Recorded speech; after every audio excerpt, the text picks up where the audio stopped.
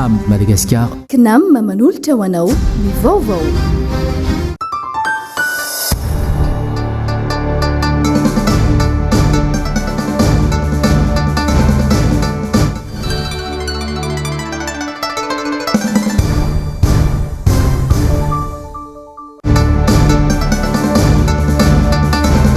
Fameloma maso ny antoko vonona ny tim.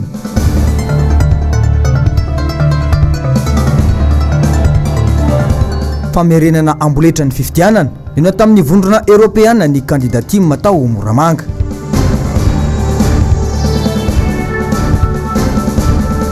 HVM namaky batsilana ny fandikan-dalàna ataon'ny mpitondra. Magnano mbola tsara tsika jiaby izay manaraka ny fahitalavitra MBS amin'ny ity matonaly ity. Alatsinainy fa 4 ny volana Febroary taona 2024. Tonga soa ato amin'ny fotoagna ny vaovao manasana ampanajagna anaraka izany hatramin'ny farany. Mahakasika ny zava-misy tamin'ity androany ity dia amboim-pionan'ireo mpikambana ao anatin'ny antoko HVM ny tamin'ny arivariva teo tetsy anosy. Isan'ny miady amin'ny fampanjakana ny demokrasia eto Madagasikara ity antoko ny fitondrana teo aloha ity no amafisin'ny Bureau National n'izany antoko HVM izany fa sarotra ny mampandroso ny firenena raiky izy koa tsy misy ny demokrasia. Andeha hoarantsika ny andin'izay eo amin'ny rindran-tsary ny Tokira Marolahy. Azo atao tsara ny mampandroso ny firenena ao anatin'ny fanajana ny demokrasia. Ary ny fanajana io demokrasia io mihitsy aza no tena ilaina amin'ny fampandrosoana izany firenena izany. Pandrosoana fa anatin'ny demokrasia dia magnano karanay koa hoe rehefa hagnano raha tenenina ny raha atao dia ataonao raha teneninao fa tsy paretra fotsiny isako sanandro izy io ty. Tsy faharesena araka ny veran'ny maro azy no antony nanginan'ny antoko HVM tao anatin'izay herintaona mahery izay fa noho ny fahendrena sy ny fanajana ny fifandimbiasam-pahefana raha ny nambaran'izy ireo.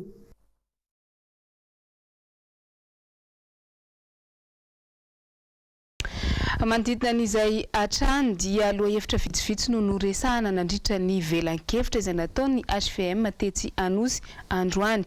Isan'izany ny momba ny tsy fanajana ny zon'olombelona sy ny tsy fahalalahana miteny izay nahazo laka tokoa tato anatin'ny herintaona ary anisan'ny potsirin'izy ireo.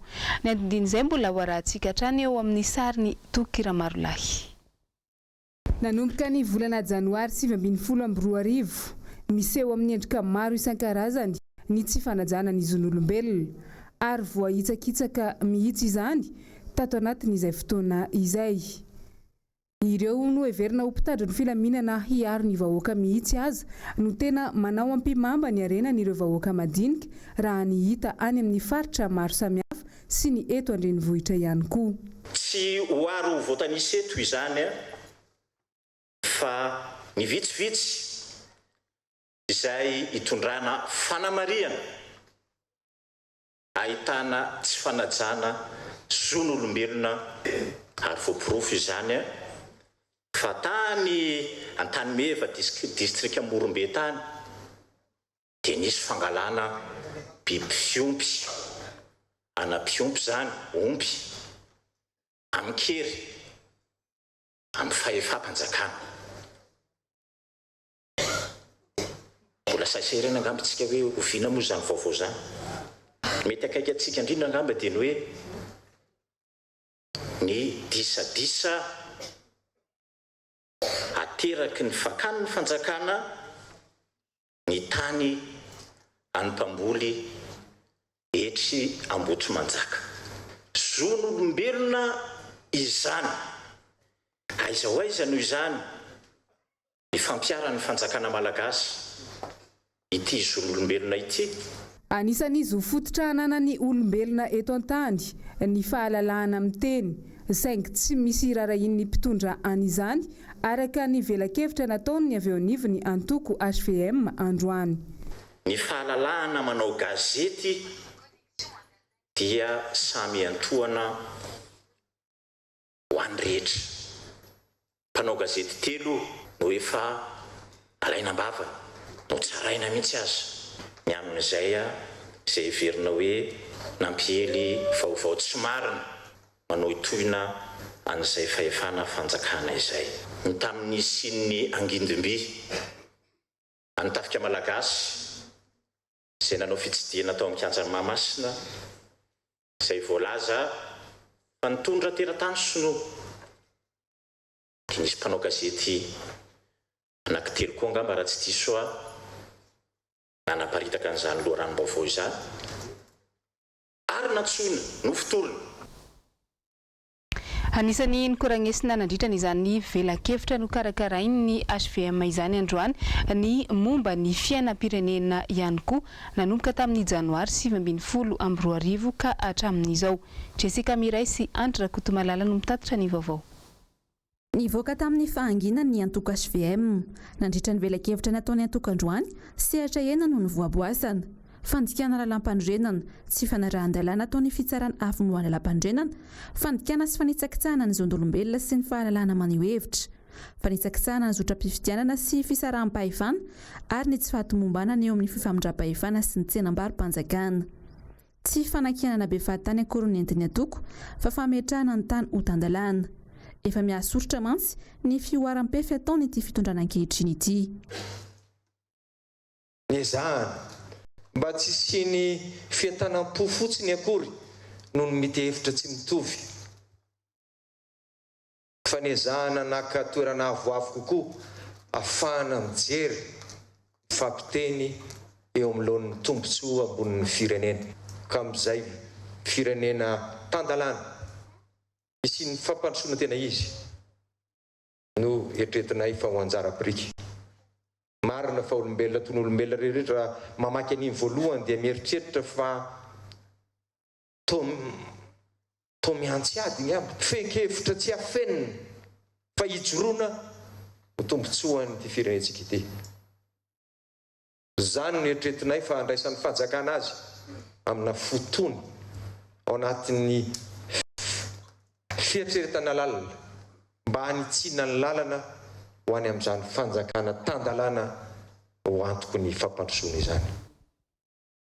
Eo amin'izay vaovaon'ny politika izay hatrany moa dia andro vitsy sisa no isaina dia higadona ilay fotoana lehibe sy andro malaza ho an'ny antoko tiako Madagasikara. Androany teny amin'ny fobe toerany teny Belera no nampahafantarina ny andindininy momba io hetsika izay ho tanterahana io. Miradora Benjamina sy Mathieu Prancy. Antoko manana ny tanjany ny tim ary isany mbola manana etika eo amin'ny fanaovana politika eto Madagasikara. Mamolavola mpanao politika manana servô ary isany tadiavina ny fiaraha-miasa aminy. Amin'izao dia miditra amin'ny famolavolana ireo tanora amin'izay ity antoko ity. Miroso kokoa amin'ny fameloma maso ny fototra ho aminy. Ny tena tanjona ao anatin'izy io dia ny fanamafisana orona ny antoko na ataontsika hoe redynamisation ny antoko tim. Fanoloana ihany izy io. Ny fivoriana izay atao ao dia ny ferana aloha ho an'ny olona izay manana andraikitra eo amin'ny antoko izany hoe eo amin'ny système miakatra zany izay ihany no avy ao dia izay olom-boafidy rehetrarehetra tao anatin'ny antoko tim. Io ny fanombohana amin'izay redynamisation izay ho fampahafantarana ny ekipa fa kosa ao aorianan'io misy ny hetsika izay ho atao any amin'ny faritany sy any amin'ny faritra rehetrarehetra any ao anatin'izay fanamafisana orona ny antoko izay. Izy zany ny fanavaozana ny olona rehetra ao anatin'ny antoko mba hahafahana manamafy orona ny antoko.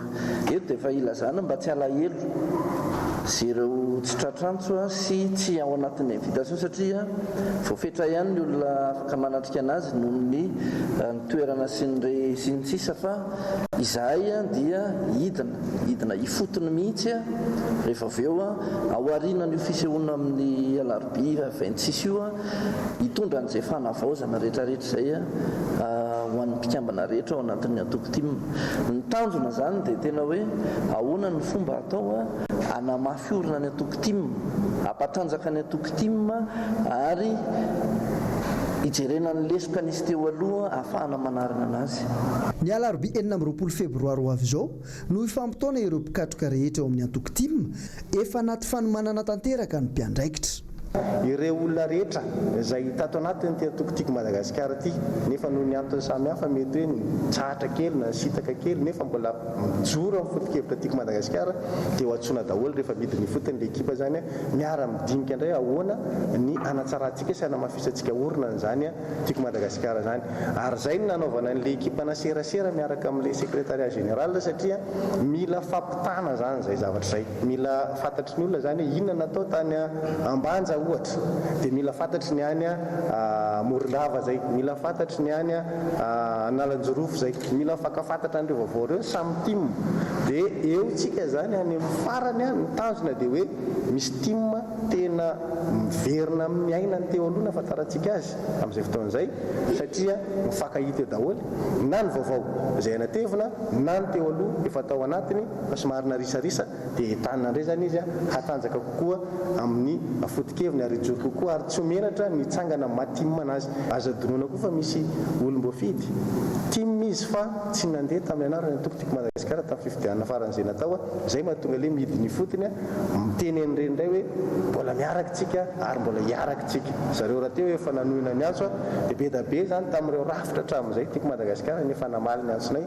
dia ireo zany tsy maintsy hiverina hiaraka indray mandeha ato anatin'ny antoko Madagasikara ty. Fa teny Anosy kosa indray dia anisany nivohitra tao anatin'ny velakevitra nokarakarain'ny HVM androany ny mahakasika ny tsy fanajana ny lalam-panorenana izay ataon'ny mpitondra ankehitriny. Jessica Miray sy Andra Rakotomalala no mitatitra ny vaovao. Tany Tandalana antoky ny fampandrosoana hoy loha hevitra nentina tamin'ity velakevitra nataon'ny HVM androany ity. Ahoana no ampitoetra ny fampandrosoana nefa ny mpitondra ankehitriny azy vao nandray ny fahefana dia nandika sahady ny lalam-panorenana. Ny investiture dia ny 19 janvier 2019. Nanao lanonana mandetriketrika atsika tao Mahamasina. Napetraka tamin'ny filoham-pirenena ny maroboninahim-pirenena ambony indrindra. Dia nisy décret niraisina 19 janvier ho ny investiture, 18 janvier nisy décret niraisina. Décret pris en Conseil des ministres portant nomination de Madame Madeleine Ramaoul-Miasso, grand chancelier de l'ordre national malagasy. Petraka zany ny fanontaniana ho anay HVM. Taizy io Conseil des ministres. Tsy nisy Conseil des ministres ny andro ny 18 janvier 2019. Ka ahoana no lazaina fa décret pris en Conseil des ministres. Dia misy tokoa fampiratiny fitaovam-piadinana teo amin'ny kianjan'ny Mahamasina. Dia debe tamintsika reto ny nanatrika na tsy nanatrika ny jery télé.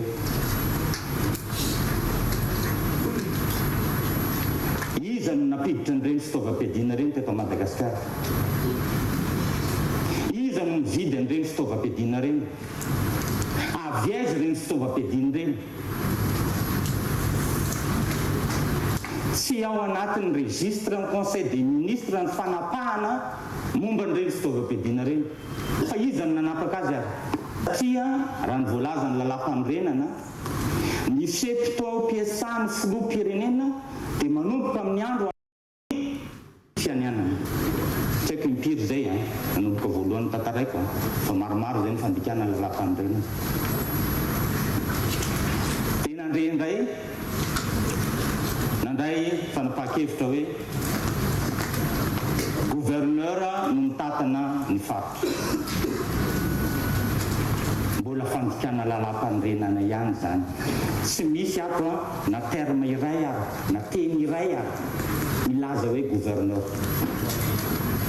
Ny ato anatin'ity dia chef de région. Ary voalaza ato fa ny chef de région ato anaty lalam-panorenana zany no lehibe ny administration any amin'ny faritra. Dia ny fanazavana dia hoe anarana fotsiny ange io fa ny asa ataony mitovy. Karazany moa izy maninona tsy antsoina hoe amperoran-dray ny président de la république fa ny asany tsy miova fa io ihany.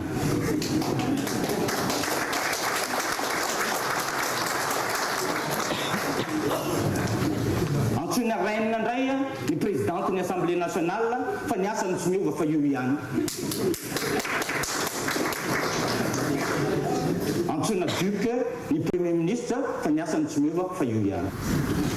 Dia ahoana zany no toy ny tantara. Eo amin'izay vaovaon'ny politika izay hatrany dia nihaona tamin'ny ambassadeur ny vondrona européenne ny hariva teo ny candidat izay natolotry ny antoko tiako Madagasikara ho ben'ny tanàna tao Moramanga. Tao aoriana izay dia nisy ny tafa nataony tamin'ny mpanao gazety androany. Germaine Menjanahary no teny an-toerana, Manorandre Malala no naka ny sary, dia arahantsika ny vaovao. Nandritra ny 27 minitra no nifampidinika ny ambassadeur ny vondrona européenne sy ny candidat ho ben'ny tanàna izay natolotry ny antoko tim tao Moramanga. Ity candidat ity izay mbola miandry ny didy farany izay ho avoaka ny fitsarana tampony manoloana ny famerenana botolo ny fifidianana ho ben'ny tanàna ao Moramanga. Androany tamin'ny telo sasany teo ny fotoananay nihaonana tamin'ny monsieur l'ambassadeur ny Union européenne androany Monsieur Giovanni Di Girolamo. Izay zany no nandray natao androany tamin'ny telo sasany teo. Naharitraritra ihany ny fihaonana satria nanazava misimisy kokoa ny tena zava-misy marina nandritry ny fifidianana iny tamin'ny communauté européenne izay soloan'ny monsieur l'ambassadeur tena. Ina moa ny antony nakanesana tany satria efa iaraha malala fa isany mpamatsy vola matanjaka tamin'ity fifidianana ity ny communauté européenne tiany zareo napetraka nandritry ny fanampinana taony dia hoe ny bonne gouvernance sy ny mangarahara tamin'ny fifidianana. Raha hitantsika moa zany dia 120 jours le cassation nefa mbola nametraka ihany ny conseil d'état hoe hatramin'ny 9 avril mbola misokatra fametrahana le dossier. Hatramin'izao nefa raha 120 jours le izy hatramin'izao mbola tsy misy ihany ny fiantsonan'ny mpifidy izay tokony nataony ny gouvernement. Izay 90 andro aorianan'ny fiantsonan'ny mpifidy tokony tanterahana ny fifidianana raha izy tokoa io fifidianana io. Izay nefa treto dia mandaa hatramin'ny farany ny famerenana ny fifidianana. Andrasana ny fandraisana andraikitra avy amin'ny vondrona européenne saingy tsy mijanona ny etsika fitakiana. Ny etsika ny Moramanga dia tsy mijanona mihitsy fa zay dia mietsika mangina ihany koa mivoy eraky ny vahoaka ray manontolo fa ny safidim-bahoaka dia efa io ka tsy tokony mitsakitsahana mihitsy satria tsy maro pototra zany raha araka ny azo lazana azy ny didin'ny voaka satria fanohitra tanteraka amin'ny zava-misy. Ny vahoaka dia mijoro foana hatramin'izao hoe io ny valim-pifidianana marina sy tokony hitoetra eto Moramanga. Na dia misy ary nefa ny zavatra ataon'ny fanjakana ankehitriny dia ny tana maro izay andoavam-bola ao Moramanga amin'ny fanadiovana sady efa manao propagande ihany koa zareo any antsefatsefany eny dia ny vahoaka dia mijoro foana fa tsy mivery ny fifidianana io fa ny anay izay efa voasoratra sy efa lany navoaka ny seny iny tokony ho izy. Vao mahakasika ny sosialy dia nisy ny fanambarana izay nataony avy ao anivon'ny APIPA manoloana ny fiakarany renirano maromaro eto Antananarivo renivohitra. Raha hoan'ny renirano ny sisany manokana dia efa nahitana fidinana izany raha narahamaso nanomboka tamin'ny omaly alahady. Ireo renirano roa hafa kosa dia mbola misy fiakarany hatrany araka ny fanadihadiana nataony Noro Fitiavana sy Tahiry Niainatra Narinirina. Rofaingo 7 metatra ny avony renirano Kiopa ao ny Marjefina Ambohimanambola, niakatra aotra faingo 20 metatra andrano tao anatin'ny 40 ora ao anatin'ny 20 ora manaraka. Ray faingo 20 metatra ny avony Kiopa eo amin'ny Marjefina Nozato, niakatra aotra faingo 20 metatra andrano tao anatin'ny 40 ora ary mbola iakatra ao anatin'ny 20 ora manaraka. 3 metatra ny filazana loza manambana teny Anozato. Rofaingo 5 metatra kosa ny avony Kopa eo amin'ny Marjefiny Bevomanga, niakatra aotra faingo 20 metatra andrano tao anatiny 6.10 ora ary mbola hiakatra ao anatiny 12.10 ora manaraka. Ho an'ny renirano ny Mamba indray, ray faingo 7.0 metatra ny avo ny Mamba eo amin'ny Maridrefina Ambohidro. Niakatra aotra faingo 7.20 metatra andrano tao anatiny 8.10 ora raha ny fampitam-baovao avy amin'ny Apipa androany tamin'ny 7 ora maraina.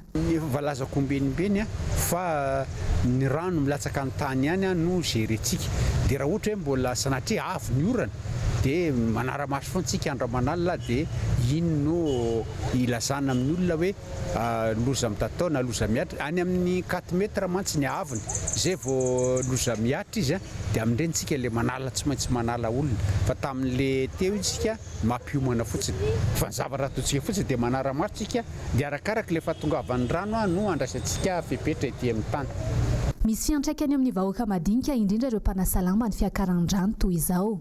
Zay manasarin-drano maloto be ny rano, tondraka ny rano ety Anozato. Dia izao maloto be izao ny iainanay manasalamba ato izao. Na zay koa zany kivo manasa le rano etady tondraka. Izao ny iainanay izao fotaka be izao sy raha maloto izao. Dia na zay koa za kivy le izy fa zany hoe tsy maintsy. Fiantraika le fiakaran-drano dia mijaly le vahoaka satria miakatra ny rano dia tsisy anasana lamba dia miakatra zany io rano. Mbola atahorana ny fiakaran-drano eto amin'ny Leman-Antananarivo manoloana ny firoditsahan'ny orana misesisesy eto an-drenivohitra. Mitohy hatrany ny fanaraha-maso izay fiakaran-drano izay tanterahany eo anivon'ny Apipa sy ny filazana ny fandehanan-drano ho fisorohana ny loza. Misokatra amin'ny amin'ny fiarah-miasa amin'ireo vahoaka sy olom-pirenena rehetra ny commune Ambohidrapeto araka ny nambara ny ben'ny tanàna ao an-toerana. Nisy ny fampilazana an'izay manoloana ny mpanao gazety ny MBS tamin'ity androany ity. Miradora Benjamina sy Mathieu Princy. Ho an'ny commune sasany dia toa biby fampitahorana izany fidinan'ny Bianco sy ny IGE zany. Ho an'ny ben'ny tanàna Ambohidrapeto sy ny mpiara-miasa aminy kosa dia rehare zany. Io mantsy no afahana niady amin'ny kolokolo mantsy no afahana miroso amin'ny fitantanana mangarahara ny commune. Dia efa tonga teto izao no ONGSA dia tsy manana raisina tanandroa ka raha mbola tonga koa ny Bianco tsy maninona fa raisina tanandroa raha mbola hidina ihany koa ny any amin'ny inspection générale any amin'ny IGE zany tsy maninona fa raisina tanandroa izy fa ny anay ny eto madio mangarahara manaraka fenitra tsara ny fitantanana eto izay ny azahanay Marikarivo. Hanompo ny vahoaka ny antony hatongavanay eto fa tsy sanatria akory hitady seza. Izay zany efa napetraka efa ela fa hanompo ny vahoaka izahay. Ianareo vahoaka zany no andrianina dia dikan'izay mena qualité de service tsara ianareo rehefa tonga fa dio mihitsy ny mandefa vola dia any amin'ny toerana tsy tokony andefasana azy nefa misy guichet unique ihany zany ato napetraka hoe eto misy fandaharana hoe eto no mipetraka amin'ny fandoavam-bola dia arao fotsiny izay teny izay hoe eto ny kesy dia ao ihany nareo mandoa vola. Raha misy olona maka vola aminareo ankoatran'ny ao dia tonga avy aty amin'ny ben'ny tanàna midira teo amin'ny propre fa voarayako somatsara mandray amin'ny fitarainanareo momba ny fiasa ato amin'ny commune izay teny latsaka hoe madio ny fitantanana. Zany hoe madio zany moa zany dia mila fantatra ny vahoaka hoe ohatrany ahoana ny situation ny fitantanana ny vola ao anatin'ny commune. Raha niditra teto amin'ity toerana ity zay misy ny eta ana vola ndraisinay dia mazava tsara zay zany hatreto fa manomboka eo kosa omenay any vahoaka manomboka tamin'ny fotoana nidirako teto zany omenay ny vahoaka hoe zao ny eta financier antsika ato amin'ny commune ho publieko le izy isaky mifoky tany. Dia rehefa publié zany io ahitany vahoaka hoe reto ny vola reto ny situation ao amin'ny commune. Ny antony izay dia tsotra ihany mila fampatokisana tsika vahoaka sy ny mpitatana. Rehefa matoky amin'ny mpitatana anareo vahoaka tonga avy amin'izay anareo mifampiresaka amin'ny ben'ny tanàna.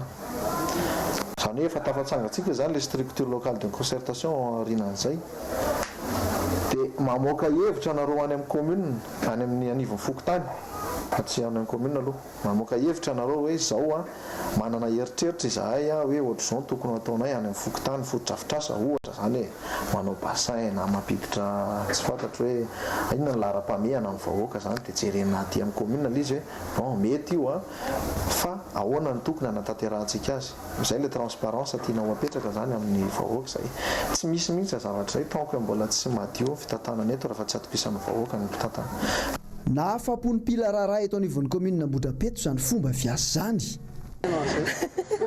zany kolokolo tsisy fa atao mera mahita raha vao misy kolokolo zany ka nenay ny mera mbola tanora tsara sady atenaina fa mahavita zavatra tsara milamindamina zany le izy milamindamina lohatreto ny fahitako anazy mangarahara tsara ny asa mangarahara lohatreto ny asa mivarotra moto dia mikarakara taratasy nakitra de vente satria le olona ety no mipetraka ny fandraisana aloha tena mahafinaritra be dia sady mahafapo ny taratasy vetivety dia vita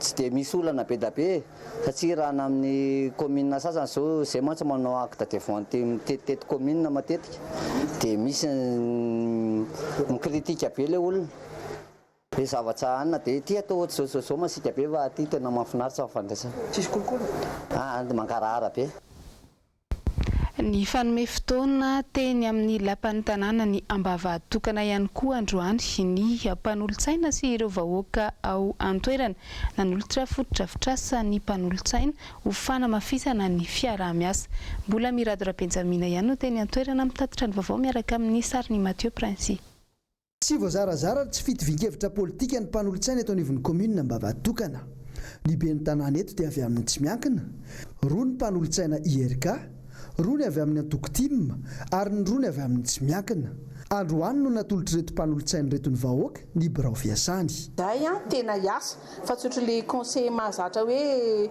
aty aminay aty amin'ny commune ambanivohitra le hoe misy ondry zany conseiller zany fa tsy fantatra hoe misy dia manao inona dia aiza zay zany vao tonga hoe zay tena hiasa mitaky zay birao dia rehefa hito ny birao any monsieur le maire nomeny anay dia navozinay ny tato anatiny mba hahafahana miasa hahafahanay mandray izy rehetra manana zay afaka iasana zany vonona zay hiasa hiara-iasa ampandroso ny commune ambavahadokana zay mpanao lalàna sy mpanatateraka ny commune misaraka tsara manko ny commune mpanatateraka fizay mpanao lalàna volavolakevitra miampiamen'ny avy any amin'ny monsieur le maire sy ny mpiara-miasa aminy entina eto aminay tapahana izay no manapaka hoeny satsia ny ataonay zany raha vao tonga eto aminay ny lalàna zay ho tapahana ataonay farak'izay aingana mba hahafahan'ny commune mandroso farak'izay aingana modely ho an'ny mpanolotsaina hafa koa zao ataony ambavahadokana zao lara-pamehana mantsy ny fanasoavana sy ny fifandraisana amin'ny vahoaka vaovao mifandraika amin'ny sosialy vahoaka dia manao antsoavo amin'ny orinasa jirama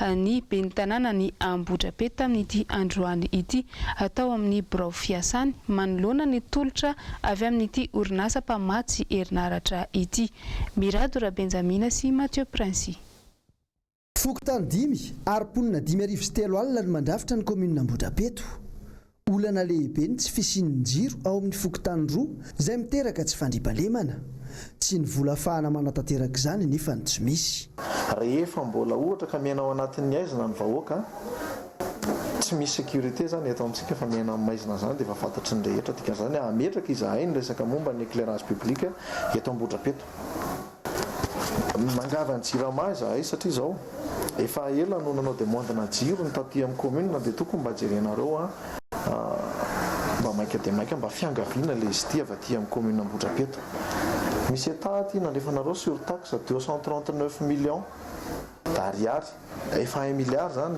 sur taxe izy io tafiditra ao anatin'ny resaka hoe zay resaka prestation de service ataon'ny jirama aty amin'ny commune anay zany dia miala ao anatin'ny vola io efa nisy ny fampidirana jiro zay natao nangatanay ny eny Tsanomasina sy ny eny Amerimandroso dia efa nanao ordre de prélèvement izahay tato efa vitanay délibération le izy avy any amin'ny conseiller nalefa nakany amin'ny jirama dia efa tapaka tany zany nangalana vola le izy efa nalefa tany fa vita zany ny taratasy sy ny fikarakarana tany amin'ny jirama hatramin'izao anefa mbola miaina anaty aizina ny vahoakanay zany hoe mbola tsy nisy exécution zany avy amin'ny jirama koa miandry anareo zahay ry jirama miangavy an-tanandro raha mba azo atao tongavy anareo mamita ny asa fa miaina anatin'ny aizina ny vahoakanay ny vahoakana Tsanomasina ny vahoakana Amerimandroso eo amin'izay sosialim-bahoaka izay trany dia mariky ny fahantrany ny firenena iray ny fahamarozany ireo mpivarotra amoron-dalana. Akora maro isan-karazany no ahodiny eny ambany tanàna anaovana fitadiavam-bola tahaka izany ohatra ny fivarotana tavoahangy izay atao antom-pivelomana ho an'ireo olona sahirana. Noro fitiavana sy tahiriny anara nariniriny. Vokatry ny fahasahiranana misy no antony nahatonga ireto ray aman-dreny ireto hivarotra ireny tavoahangy efa nisy nampiasa ireny. Mananjanaka izy mivady ireto, saingy sahirana avokoa ka izy voatery mamelo tena eto amin'ity toerana ity izao. 100 ariary no marotan'izy ireo ny tavoahangy iray, 2 ariary nefa no mba tombony azo raha misy ao anatiny iray andro raha ny nambaran'izy ireo. Ny fiainana aloha sarotra, tena hinjana mihitsy. Izany tena moa tsy maintsy mitady sakafo, izay mahatonga anay eto. Ilay arin'olona anaty baka reny dia alaina. Tena sahirana be, tena sahirana mihitsy izao ny fahasahiranana misy mihitsy. Mba mahatsara zoty ny ankizy zany efa mba tsisy mba velomina hivady zoty. Manofa trano dia izay vady ihany ny sakafo tadiavinay. Tsy tadidiko efa voaingakaingana ny fa tsy hatramin'izay. Ny etaentanay aloha dia mba tafita ho salama tsara ohatran'ny olona rehetra. Anisan'ireo manao ny asa fivarotana tavoahangy plastika ihany koa ireto renim-pianakaviana ireto. Nga hita zay hoe tsy mahavelona fa jiazo kely eo ihany, jiazo kely ihany tsy njaraina. Dia indray moa mahalafo ianao dia mihinana, dia indray tsy mahalafo dia efa tsy mihinana rehefa tsy mahalafo. Rehefa tena mandeha izy na indray dia mahazo 4,000, 5,000. Fa rehefa tsy mandeha izy dia tsy mahalafo mihitsy. Aty aniry mahitady asa hafa raha misy manome, raha misy azo atao ankoatran'ity. Zay aty ambany tanàna zany dia olona sahirana daholo. Dia izaho koa zany mitovy amin'ny ato hoe manantena fa mamelona sazaroa. Na izaho efa lehibe io zany mbola manana sazaroa velomina. Dia rehefa mahita mihinana, dia rehefa tsy mahita dia ohatra azoko hoe tsy mihinana. Dia izaho zao tsy nahita dia mipetraka fotsiny aloha. Dia ohatran'izay hoe raha mba entaentanay aty zany hoe raha sendra mba misy asa ho anay dia manao izay vonona manao. Asa tsaratsara kokoa zany no le asa fivelomanay hoe manasa lamba na azo mivarotra tavoahangy. Raha ny antotanisa nivoaka ny taona 2012 avy ao anivon'ny Birao Iraisam-pirenena momba ny asa, Malagasy efa mahery ny 4 tapitrisa no voakasika izay tsy fananana asa izay eto Madagasikara amin'izao. Tranga iray tetsy amin'ny hopitaly Asiera Anosy tamin'ny omaly nitaraina ny fianakavian'ny tovovavy iray izay maty fa nisy tsy mazava ny fomba nahafaty ny avan'izy ireo izay nisy nanaritra teny amin'ny tranopaty tamin'io omaly io. Horantsika ny andindin'izay eo amin'ny rindrantsary ny Andry Rakotomalala sary nangoniny ny tahiriny anaranariny. Hividy vorona no nialany tao an-tokantrano ny harivan'ny sabotsy 2 Febroary, saingy ny faty no nalain'ny avany teny amin'ny tranopaty Anosy ny maraina ny Alahady 13 Febroary. Tsy nampin'ny fianakaviana nanjoy ity avan'izy ireo izay nilazaina fa niaran-doza tamin'ny moto. Maly dia tany Ambomangakely.